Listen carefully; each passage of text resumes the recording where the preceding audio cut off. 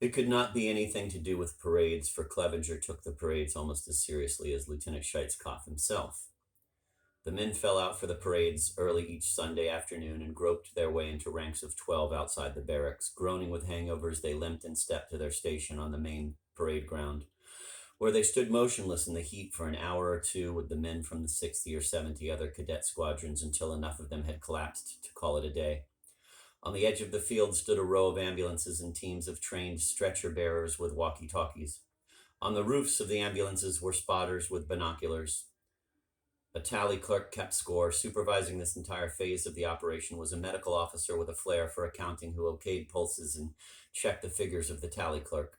As soon as enough unconscious men had been collected in the ambulances, the medical officer signaled the bandmaster to strike up the band and to end the parade.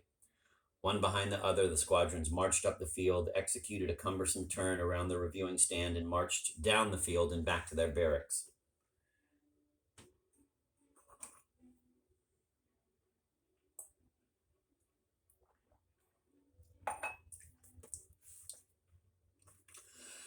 Each of the parading squadrons was graded as it marched past the reviewing stand, where a bloated colonel with a big fat mustache sat with the other officers. The best squadron in each wing won a yellow pennant on a pole that was utterly worthless.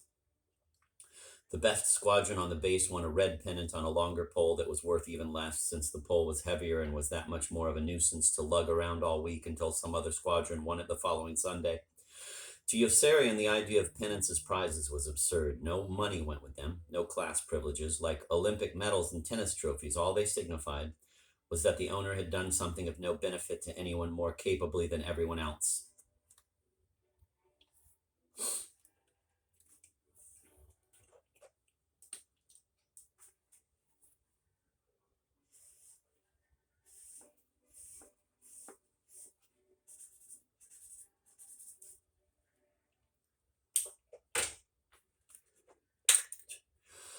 The parades themselves seemed equally absurd. Yossarian hated a parade. Parades were so martial.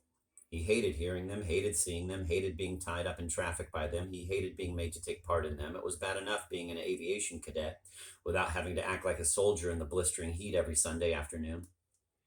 It was bad enough being an aviation cadet because it was obvious now that the war would not be over before he had finished his training.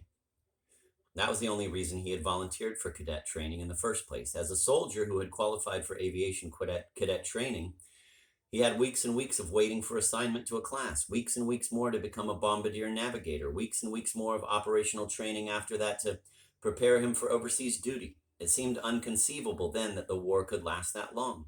For God was on his side, he had been told, and God, he had also been told, could do whatever he wanted to. But the war was not nearly over, and his training was almost complete.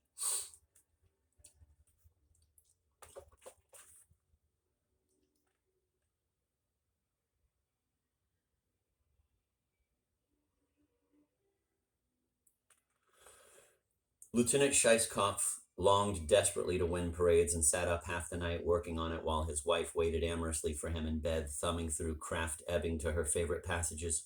He read books on marching. He manipulated boxes of chocolate soldiers until they melted in his hands, and then maneuvered in ranks of 12 a set of plastic cowboys he had bought from a mail order house under an assumed name and kept locked away from everyone's eyes during the day. Leonardo's exercises in anatomy proved indispensable. One evening, he felt the need for a live model and directed his wife to march around the room. Naked? She asked hopefully. Lieutenant Scheisskopf smacked his hands over his eyes in exasperation. It was the despair of Lieutenant Scheisskopf's life to be chained to a woman who was incapable of looking beyond her own dirty sexual desires to the titanic struggles for the unattainable in which noble man could become heroically engaged. Why don't you ever whip me? She pouted one night. Because I haven't the time, he snapped at her impatiently. I haven't the time. Don't you know there's a parade going on? And he really did not have the time. There it was Sunday already, with only 7 days left in the week to get ready for the next parade. He had no idea where the hours went. Finishing last in 3 successive parades had given Lieutenant Scheisskopf an unsavory reputation, and he considered every means of improvement, even nailing the 12 men in each rank to a long 2x4 beam of seasoned oak to keep them in line. The plan was not feasible, for making a 90-degree turn would have been impossible without nickel alloy swivels inserted in the small of every man's back. And Lieutenant Scheitskoff was not sanguine at all about obtaining that many nickel alloy swivels from quartermaster or enlisting the cooperation of the surgeons at the hospital. The week after Lieutenant Scheitskoff followed Clevenger's recommendation and let the men elect their own cadet officers, the squadron won the Yellow Pennant. Lieutenant Scheitskoff was so elated by this unexpected achievement that he gave his wife a sharp crack over the head with the pole when she tried to drag him into bed to celebrate by showing their contempt for the sexual mores of the lower middle classes in Western civilization. The next week, the squadron won the red flag, and Lieutenant Scheitskoff was beside himself with rapture. And the week after that, his squadron made history by winning the red pennant 2 weeks in a row. Now Lieutenant Scheitskoff had confidence enough in his own powers to spring his big surprise. Lieutenant Scheitskoff had discovered in his extensive research that the hands of marchers, instead of swinging freely, as was then popular fashion, ought never to be moved more than 3 inches from the center of the thigh, which meant, in effect, that they were scarcely to be swung at all. Lieutenant Scheitskoff's preparations were elaborate and clandestine. All the cadets in his squadron were sworn to secrecy and rehearsed in the dead of night on the auxiliary parade ground. They marched in darkness that was pitch and bumped into each other blindly. But they did not panic, and they were learning to march without swinging their hands.